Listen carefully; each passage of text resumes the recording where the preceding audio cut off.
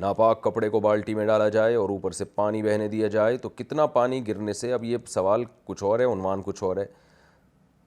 سوال یہ ہے کہ بالٹی میں کتنا پانی بہا دیا جائے تو ناپاک کپڑا پاک ہو جاتا ہے، یہ سوال ہے.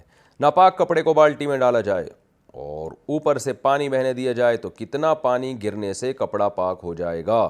مجھے گمان کا مرض بہت زیادہ ہے، میں 3 دفعہ دھونے یا غالب گمان کا اندازہ نہیں لگا سکتی، اس بارے میں رہنمائی فرمائیں. بنت معروف، کوئٹہ سے. دیکھیں، کپڑے پر جب تک نجاست کا نشان، بدبو باقی ہے تو وہ بہتے ہوئے پانی میں ڈالنے سے پاک نہیں ہوتا. تو سب سے پہلے تو کپڑے کو آپ نلکے کے نیچے رکھے وہ جگہ دھویا کریں جہاں سے جو گندگی لگی ہوئی ہے، اس کو دھو لیں آپ. تو اور اگر یعنی اس کے بغیر پاک نہیں ہوگا، صرف بالٹی میں ڈالا، پانی بہا دیا اور وہ گندگی اس کے اندر لگی ہوئی ہے تو پھر تھوڑی پاک ہوگا چاہے ساری بالٹیاں بہا دیں آپ. ہاں، اگر واشنگ مشین میں دھویا اور وہ اتنا گھوم گیا ہے کہ اب وہ گندگی آپ کو اس کے اوپر نظر نہیں آ رہی، نہ بدبو آ رہی ہے، تو پھر کیا ہے کہ پھر آپ یا تو الگ سے کپڑے کو 3 دفعہ دھوئیں، یا بالٹی میں ڈال کے اگر پانی بہانا ہے تو اتنا بہائیں کہ اس سے صابن نکل جائے. پھر اس میں وہم نہ کریں، تھوڑی دیر میں صابن نکل جاتا ہے.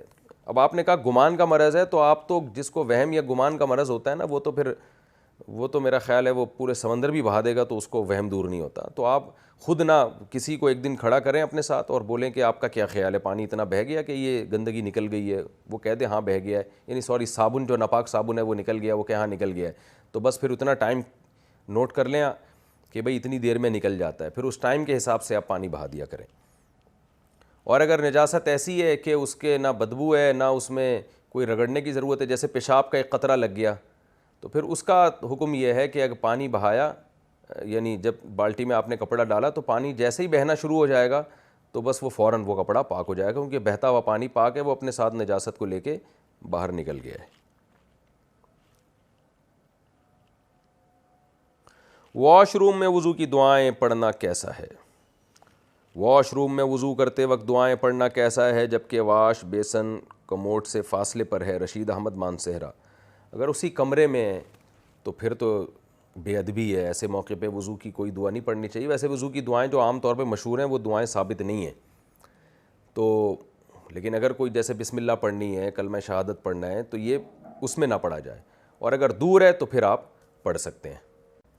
کھانے کے دوران باتیں کرنا کیسا ہے؟ کھانا کھاتے وقت باتیں کرنا کیسا ہے؟ آصف صاحب، کشمیر سے. دیکھیے، کھانا کھاتے ہوئے بہت پیچیدہ باتیں، بہت علمی باتیں جن میں انسان کا دماغ لگ رہا ہو بہت زیادہ، تو ایسی باتیں کرنا مکروہ، ناپسندیدہ ہے، کیونکہ اس سے کھانے کی لذت میں بھی کمی آتی ہے اور کھانا ہضم بھی نہیں ہوتا، کیونکہ آپ کا دماغ دوسری طرف گیا ہوا ہوتا ہے.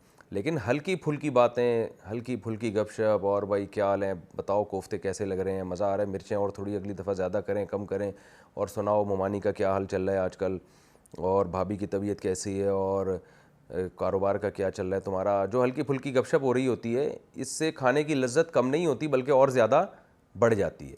تبھی آپ دیکھیں اکیلے کھانے میں کبھی بھی مزہ نہیں آتا، کھانا ہمیشہ گھر والوں کے ساتھ بیٹھ کے یا دوستوں کے ساتھ بیٹھ کے کھانے میں مزہ آتا ہے.